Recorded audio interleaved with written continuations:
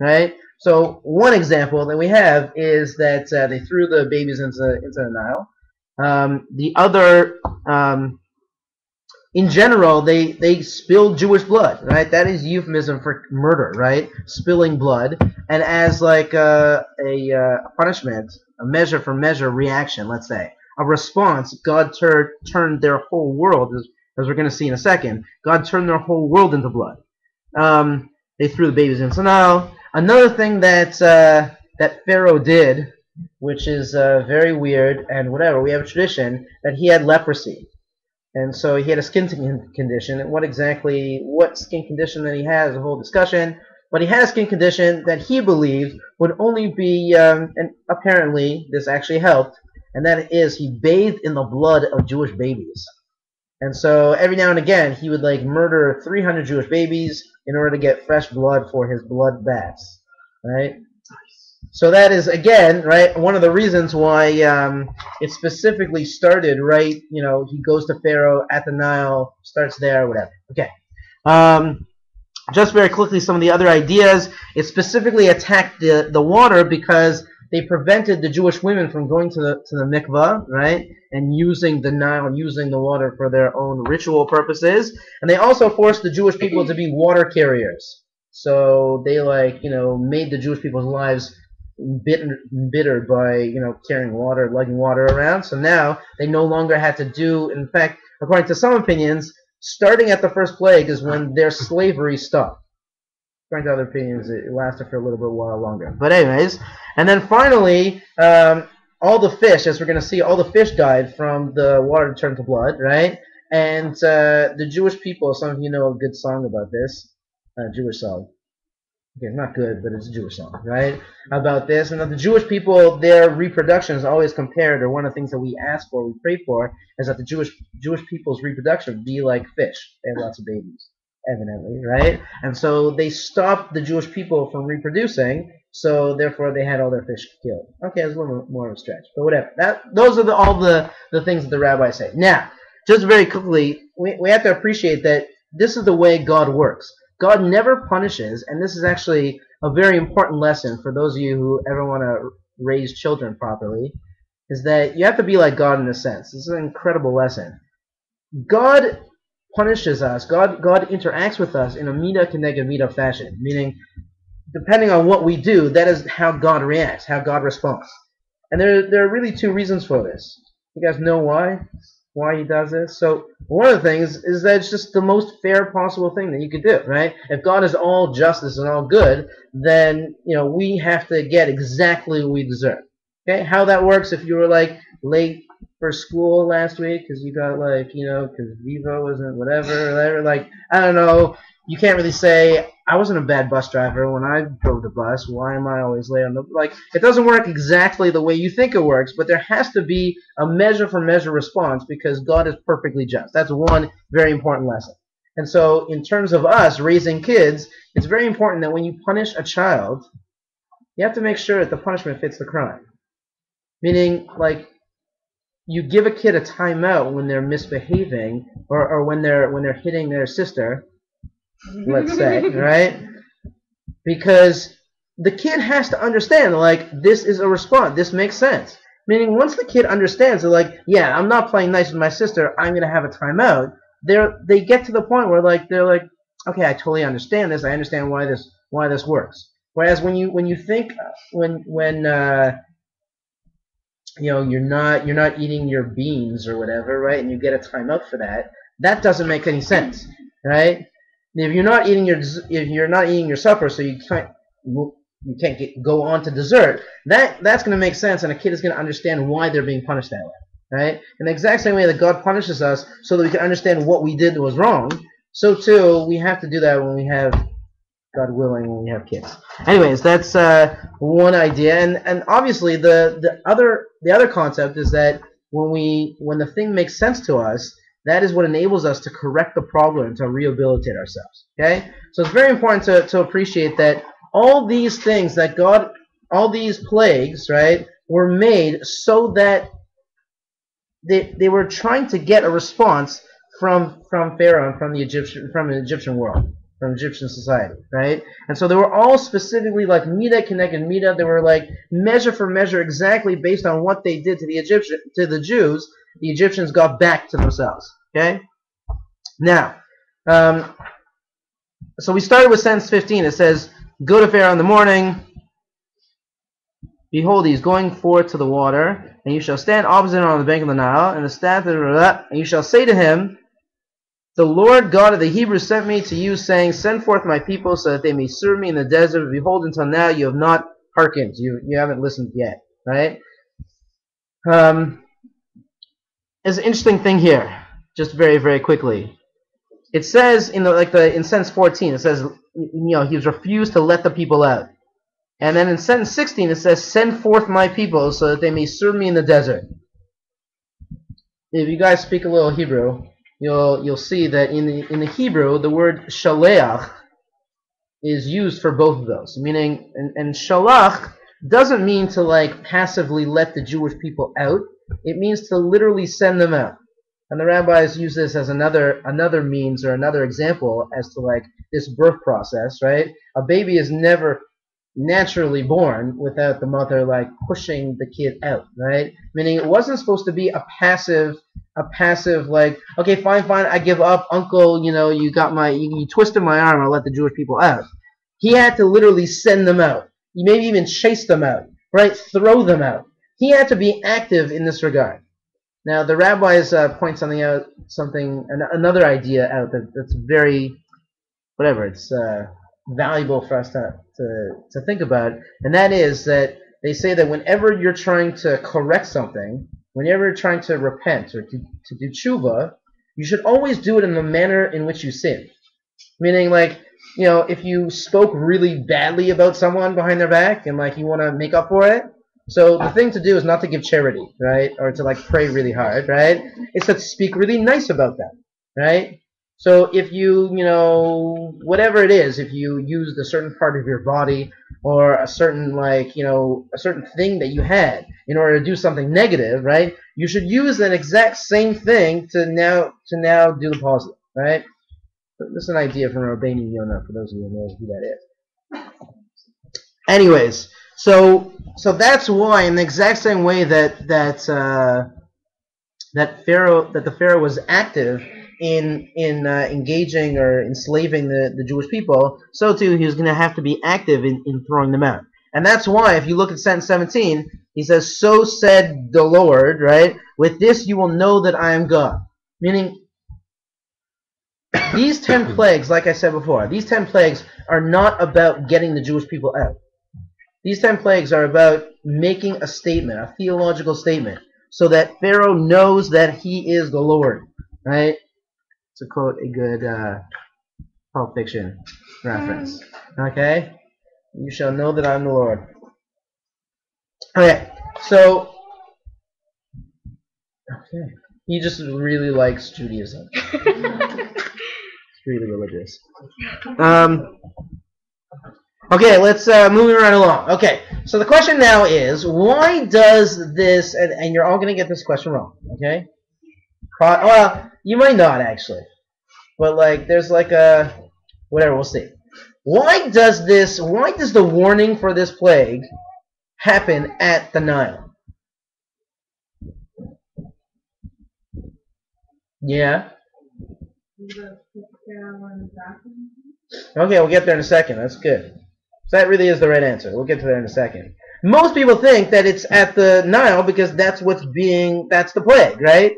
The only problem with that is that it doesn't really go across the board with the other plagues, right? It's not like Moses came back the next day, right? And it was like, okay, see this little froggy, right? We're gonna make 1,000 of these, right? So the next plague and the other plagues, like, look at this boil, right? We're gonna have some more, right? We don't have that anytime else where, like, you go specifically to where the plague is gonna occur or afflict or whatever in order to warn about the plague or start the plague or whatever. So really, there are some very, very deep ideas, and it's really one of the calling cards of this plague is that specifically that it happened at the Nile. There's supposedly, we'll get to it, really like 4 concepts, 4 ideas as to why the the plague started at the Nile, and why really the warning for this plague was given at the Nile. The first one is that in order to tell someone that they're doing something wrong, in order to give someone a good talking to, you have to do it in private. And so the first one, in fact, I think Rachel, you asked me about this a few weeks ago. That like if you know something bad about someone, like someone is, God forbid, like doing something like stealing from his boss or something, you're not allowed to go to the boss until you go to the guy who's stealing privately and saying, listen, I know this is happening, and I don't want to cause you any trouble. So like if you can like prove to me that you're not doing it, of course this is painful for a lot of people. They just want to go behind their back and but of course as Jews we're not supposed to be growing up to be children. We're supposed to grow up to be adults, right? So as difficult as this might be, right, you're supposed to confront the person and say, listen, I actually care about you. In fact, that's one of the rules as to when you're allowed to speak lashon hara about someone. You're only allowed to speak negatively about the person if you actually care about them. You don't hate them. So if you actually cared about the person, you'd want to give them the chance of repairing their actions before you go on to ruining their life in one way or the other. Okay, so that's one idea. Besides the fact that, have you ever been called out on something in front of a bunch of people? Wasn't that really good for your ego, and you just like, oh wow, that's so amazing. Now all my friends know. Wow, I'm so gonna stop now, right? All it does is it's not effective to do it in front of other people because the person's just gonna dig in and try to save face, etc. Right? Okay, so that's one concept. The other concept is that in Egypt, it's like a known thing, back then, still today, that it does not rain. And the whole of Egyptian agriculture and the whole society was completely dependent on the Nile. The Nile would inundate, right? It would overflow, and all the lands, on whatever sides of the Nile, right, on both sides of the Nile, was like the most fertile and luscious, like in all of North Africa, right? And so, as opposed to Israel, which does get some rain, right, but has no real natural water to speak of, right? Although apparently they're making a desalination plant that would make Israel a net exporter of water in the future by 2028 or whatever. Leave it up to those Jews, right? They'll find a way to make money. Anyways, that actually really is connected to this. We're going to see in a second. Anyway, so that's they saw the Nile as their source of life. Now, it's a very fascinating question, right? The Egyptians were worried about the Jewish birth rate, so why didn't they just kill the Jews? Why did they have this idea of throwing? It's just a very weird, just to make the little boys suffer. Why not just slit the kid's throat and be done with it? Why even they came up with the idea of just the boys, right? Because they saw astrologically that the savior of the Jewish people might be born, and was a boy, right? So we got to kill all the boys. So get the job done. It's you know what it's exactly like. Those movies James Bond or whatever, where they're like, okay, I'm gonna kill you now, and they're they press a button and they're and it's 8 minutes to go, right? So for the laser to chop off his head, right? It's just shoot him. You have a gun, right? How can you possibly wait 8 minutes? The dude's name is James Bond, right? He's Bond, James. He says it. He's gonna get out of this. Just shoot him in the head. It's a little pet peeve of mine, okay? How they it's so obvious. I'm just gonna leave this room now. I'm sure nothing bad will happen. I'll just look from far away as the whole building explodes and think, obviously you were in it, right? Absurd. Okay, anyways, so why not? Why? Just because they drowned? Maybe if they took the baby and drowned him in the... Okay, sorry. They drowned him in the water. That was way too exciting for me. Okay, so it was their god, right? So they wanted to do extra bad. So it wasn't extra bad. They wanted to be extra good. Meaning they saw themselves as good. The truth is that even the Germans, right, had to define Jews as subhumans, right, in order to kill us, right? Meaning that the Egyptian powers that be, right? Pharaoh comes out, we're gonna kill all the Jews. The people will be besides themselves. That's my slave. I don't want to just kill them all, right? this helpless little baby. Like, who likes to kill babies, right? So he said he had a perfect idea, right? And that is, let's give our babies, not sacrifice, but give these babies to the god, the Nile, right? And he'll decide whether, not every single kid is gonna drown, right? Some kids are gonna, whatever, get in the bulrushes or whatever, be saved. So, boats are gonna come along, whatever, right? The god of the Nile will decide whether they live or die. Right? That is what enabled them to get everyone involved in the baby killing or baby tossing in the Nile frenzy. Right? So that's the idea. So basically, this plague wasn't really a stabbing in the eyes of their god of the Nile, right? It was taking something that they were so dependent on that they made it into a deity and they destroyed it, right? Now you have no source of life anymore. In fact, it's very interesting because you take what they thought was their source of life, which was the Nile, and God turns it into their real source of life, which is blood from God. That's how you're able to live, not because some natural process of water overflows every, I don't know how often it overflows, but it was a very luscious land. So that's one idea. Now the concept that Rachel raised is that Pharaoh had told everyone that not only was the Nile a god, but so was he. And of course, Pharaoh's not going to be outdone by an inanimate object. And so he said he was either the god of the Nile or the supreme god that even was above the Nile. In fact, it says that Pharaoh's palace was right next to the Nile. And when the Nile overflowed, right, it looked like his palace was floating or walking on water, if you will. Right? This is the first, anyways. So he had somewhat of a Jesus complex because he told everybody that he was the supreme God in the world. And what he did was every morning, and according to some opinions, he outlawed going outdoors before a certain time in the morning, because that was the time he would go down to the Nile and go to the bathroom. He didn't want anyone to see that he was a human being, and then he went to the bathroom like a normal human being. And so he would go down to the Nile while everyone was gone, or even if people were around, he would go into the Nile, and no one would be the wiser as to what he was doing in there. Now you think that that's crazy, and you think that how can you be such a megalomaniac to think that and to do that? So no joke, and the reason why I actually went on and actually made this class series is because as I was preparing this class, okay, someone sent me, or no, I saw online, right? You didn't send it to me. Well, what?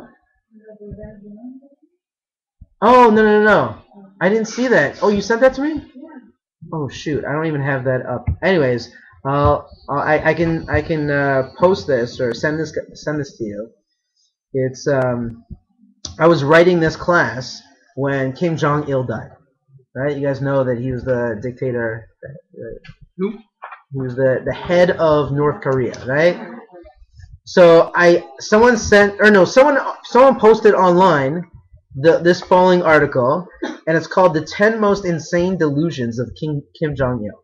Okay, and so number one is North Korean schools teach children that Kim Jong-il's birth was supernatural.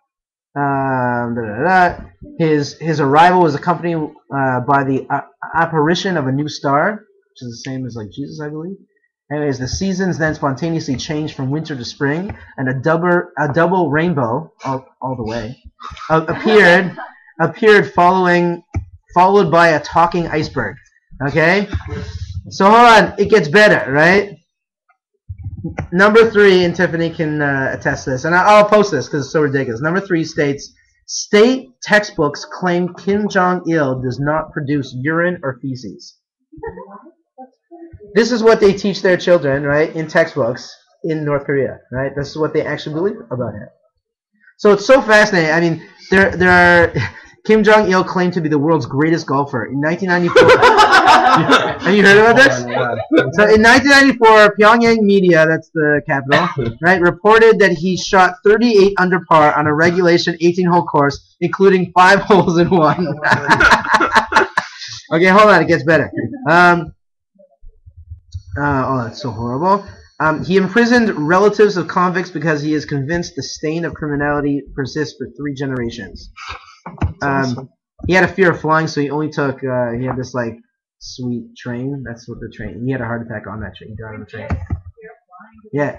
Kim Jong-il was Hennessy's biggest single client. In 1993 and 1994, spending $850,000 annually on cognac.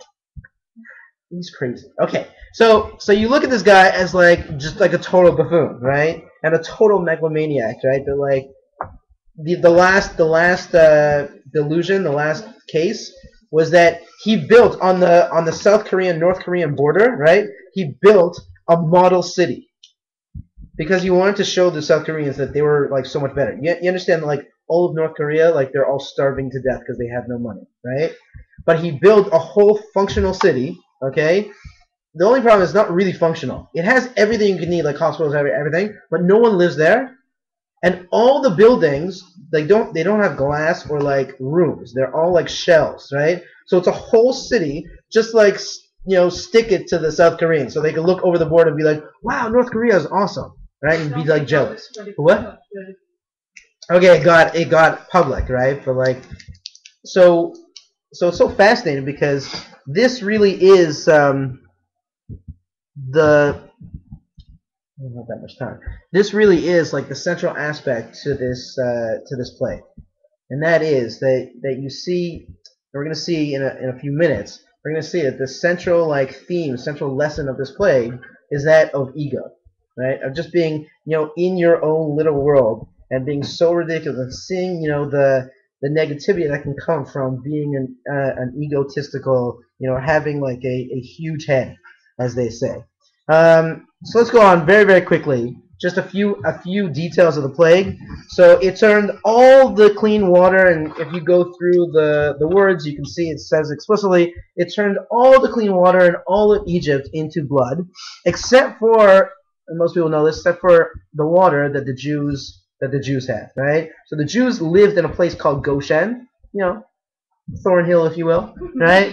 They had their own neighborhood where none of the water turned to blood, right? And if any Jew was like walking in like Egypt, Egypt proper, any blood that they had or would turn back into water when they drank it, right? So probably from like grade school or like kindergarten or whatever, you probably know this, that if Jews and Egyptians were drinking from the same glass of water, from straws or whatever, right, it would turn into blood for the Egyptian and water for the Jew. Did you know about that? Yeah. You heard about that? Okay. So there you go. So we're gonna figure out exactly why. That's a very peculiar thing, right? Because it's true that none of the other plagues really affected the Jewish people either, but specifically, why did all the plagues have this aspect to it, this detail to it? Because whatever, you obviously, like, if the plagues are about to punishing the Egyptians, why do we need to know specifically that, like, if the Jews did these weird tricks and like split a glass of water with an Egyptian,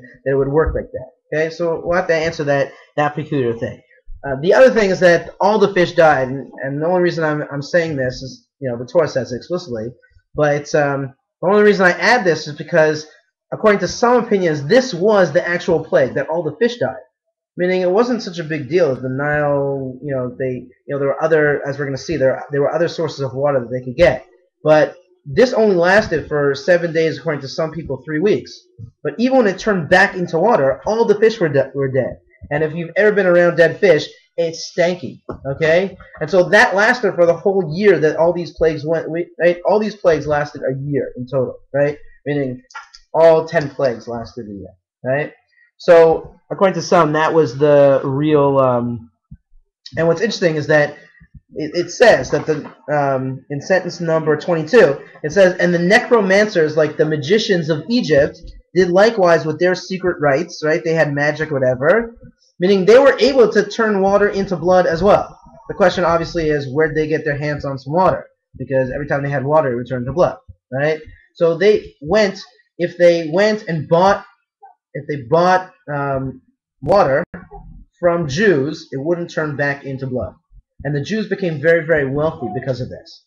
Now, obviously, the question is, why'd they give it to them, right? These people are like, they're slave masters, these horrible people that were killing them, whatever, right?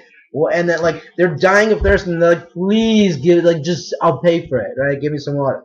They should have just been like, no, enjoy, right? I was dying of thirst, and you threw my baby into, like, why did the Jews? So one answer, a simple answer, is that they were still enslaved, right? And the slave master said, I will buy it from you, but I will kill you if you do not sell it to me. The question obviously now is, why would they pay such an exorbitant rates for water if they had a gun to the guy's head and said, sell it to me, right? So the answer is very interesting.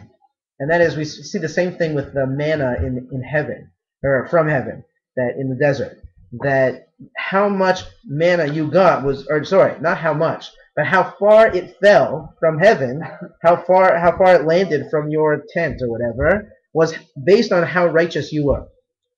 This thing was how much you paid for the water was based on how evil you were, how bad you were to the Jews. Meaning the worse you were, the more you'd have to pay for it. Meaning you pay the guy for $10, like the going rate was $10, right? And you try drinking it, it turned to blood, right? You pay like $50, it turned to blood. You pay $100, right? Oh, nice, finally I got some water, right? So it was an actual, like, talk about like mida keneged mida, right? Measure for measure. This is exact.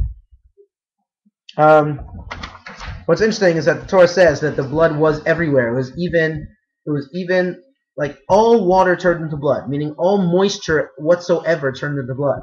So if you had moisture in, like, you had like water in vegetation, water in like trees, or water in wood, right? Your house is made out of wood. So there was blood literally everywhere. Like out of like the wood of your house, blood would, like, so like it was like worse than, Friday the 13th, Nightmare on Elm Street, and like Saw all put together. Okay? Not that I know any of those things, but whatever. Yeah, I'm just guessing. I know. Yeah, they've done like remakes and whatever. That's how old we are. That like our childhood was remade, right? Better. Okay? That's what happened. All right. You saw the originals? They're so pathetic, no? The remakes are pathetic. Oh, really? Oh, yeah. Okay. Anyway, so we got a few more minutes. So I just want to spend a few more minutes just really going through the lesson of what this plague teaches us for our, hopefully something we could take home. The question obviously is, if the necromancers, like the magicians of Egypt, if they knew magic, so what would you do if you were a magician? Make water! You would turn the blood back into water, right? They did the exact same thing that Moses and Aaron did, that God did, right? Which was make water into blood. So stupid Egyptians, right? They just turned more water into more blood, right? Talk about totally compounding, your predicament, right? All they did was made a bad, bloody time worse, right? So this just goes to show you, and again, it really connects to the fundamental idea behind this plague, and that is that all they were worried about was saving face. Meaning all they wanted to be able to do, the truth is they weren't able to turn it back, right? In fact, when they turned the water into blood, that blood did not kill fish, right? It didn't have the same ability as the blood that God made, right? But it was deeper than that. They were worried about something. They wanted to be able to say, yeah, well, I can do that too. And that just goes to show you how crazy having a bad ego is all about, right? It messes with your mind. You totally remove yourself from reality. Isn't that so fascinating that, what do we say the example, if they were both drinking from the same cup, one would drink blood and the other would drink water. When you actually talk about someone who has a big ego, and they're like, they think they're like the best hockey player, or like the most beautiful person in the world, or the strongest person, or whatever, what do you say about them? You say, yeah, they're in their own little world. Right? When people have inflated egos, they literally exist in their own little world. And that's exactly what happened to the Egyptians, right? They were so consumed by wanting to be able to say, yeah, I can do that too. They weren't even thinking what they were doing. They were crazy. They were in their own little world of, like, this. I mean, the truth is, when you live in a world, it's population 1, right? Meaning, when you have an ego, when you're full of yourself, it's awesome that we actually use that euphemism for someone who has an ego. When you're full of yourself, you can't have a relationship with anything else. There's no room, right? If you're always right, if you're the only thing that you're thinking about, right, you can't be in a relationship when you're full of yourself. When you think that you couldn't possibly be wrong, when you can't compromise, your relationships are going nowhere. And so it's so fascinating. It says, right, the magicians did the same thing, and Pharaoh's heart was steadfast. What gave him the ability to be like, yeah, there's blood coming out of my walls, and like I can't drink anything, and I can't do anything, but like, no, I'm not letting the Jewish people go. So when you're full of yourself, your brain doesn't work, and God always in fact, the reason why God gave us an ego is because He always wants to give us an out. Right? Anytime you're given a good reason as to why you should do this or do that or believe this or believe that or be a better person or whatever, there's always an out. There's always some magic that you can, do by yourself, right? That you can do too to kind of prevent yourself from seeing the writing on the wall, from making the right decision, right? You guys follow me here? Yeah? When you always think that you're right, you can't learn a lesson because you know everything. Right? You can't possibly gain or grow or become better or different because you're perfect as it is. All right. Especially, right, if you're Pharaoh and you believe that you are a god, right? So what could you're the supreme god. What could any other god teach you, right? And that really is the foundation of mistakes. You guys know what amazing. There's so much more to talk about. We'll talk about it next week. Okay, just 2 or 3 more minutes, right? So we said there's a connection. Next week we'll talk a little bit more about this. There's a connection between the 4 tenets, right? The sayings, the plagues, the commandments, and the tests, right? I don't want to go through them all, right? But let's just go through them very, very quickly. There was a reverse, meaning 3 of them go from 1 to 10, but the plagues, which is a deconstruction, goes backwards. Okay? Meaning that the first plague is related and is connected and is using the same theme as the 10th saying, the 10th commandment, and the 10th test. So let's try and, do you think we could do it in 2 minutes, right?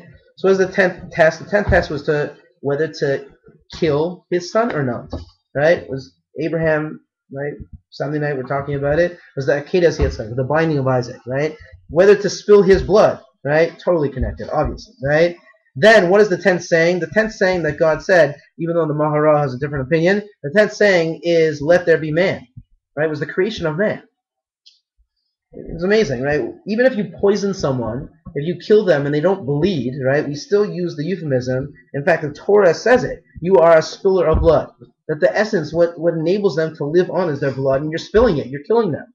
So too, right, the production, the creation of the first man is the opposite of spilling blood and having blood spilled all over Egypt. And then finally, and this is the curious one, and that is the 10th commandment. You know what the 10th commandment is? Thou shalt not covet. What does that got to do with blood?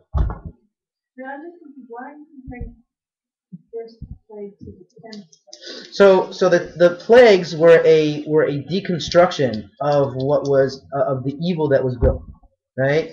In order to get let's say, if there were 10 fences around Egypt, in order to get them out, right, you had to destroy these barriers of evil in order to get them out. So the 10 plagues are actually in reverse order to all the other 10s which were building from ground up, right? That's what the Maharal says. Anyways, think about it. Why would anyone covet something? Ego. What, you have that? I should have that. It's a very, very simple concept that ego is the foundation for all negative character traits. When you think that there can be no growth, when you think that you can never be wrong, right?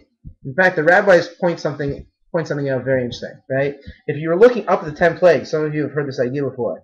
There are 2 tablets, right? 5 on one side, 5 on the other. But if you're, let's say God's presenting, or Moses is coming down the mountain with 10 plagues, right? You see number 5 and number 10 first. you see number 1 and number 6 last, right? If you're kind of looking upwards, right? The rabbis say that you could actually read the Ten Commandments upwards. How does that work? So in order to get to the first commandment, which is know there's a God, in order to have a relationship with God, what do you have to do first? What's the first step? Honor your mother and father, right? That's the first step in order to get there, right? What's the first step to getting to number 6, which is thou shalt not murder? How could you possibly murder someone? Who here would ever murder someone? Well, it starts with an ego problem. It starts with thinking that what the thing that another person has, right, really should be yours. And then you lie about it, and then you steal about it, and then you kill the person, right? And it's amazing that we think killing is so far off, right? And the truth is, hopefully it is very far off for everyone here in this room, right? But conceptually, right, getting to that point where you feel like you want to kill someone because you want that thing so badly, right? It starts with an ego problem. It starts with an overconfidence and thinking that you're always right. Now the question obviously is what is the remedy? And here we get to the answer as to why the Jewish people charge so much, or why God engineered it so that the Jewish people charge so much in order to get a lot of money from selling the water. Why do you use this mechanisms in order to allow the Egyptians to have water? So the first step, and this is really the remedy for a bad ego, is understanding what healthy self-esteem is all about. God gave the Jewish people, right? Think about it. He was trying to take a nation that was enslaved, that thought they were worthless, useless, good for nothing, right? That their lives were literally worth nothing because they could just be thrown away and killed and whatever, right? What's the first step in rehabilitating someone who's just like, who's in a rut, who's in a horrible situation? The first step is believing in yourself. The first step is having a healthy ego, which is called sense of self, self-esteem, right? A proper, healthy self-image. Once you have that, once you feel like God, and the truth is, this is the reason why God made this weird thing, where like the plague hit the Egyptians, but not the Jews standing right next to them. Why? Because that is God's way of saying, hey, I'm looking out for you, right? I'm actually caring about, I'm aware and looking out and taking care of where every single last Jew is, right? And making that differentiation line between you and the Egyptian. And this is very important, right? Because if you don't have, we're not saying that you have to be this humble, I'm good for nothing, I can't do anything, I don't want to be an ego, I don't want to be a megalomaniac like Pharaoh, right? There is a healthy place in between, right? Where you say, listen, I am good enough, I'm strong enough, I'm beautiful enough. Yes, I have issues, and I have to grow and I have to work on things, right? But I am awesome, right? I have way more to go, right? But you need the first step in becoming unenslaved is believing in yourself, realizing that you are awesome, and that's the first step to healthiness. Yes, or to health in English. Yeah. You have a question? No. Oh, I thought you were okay. Whatever. All right. So next week we'll look at the plague of frogs and hopefully learn something, a valuable idea from them.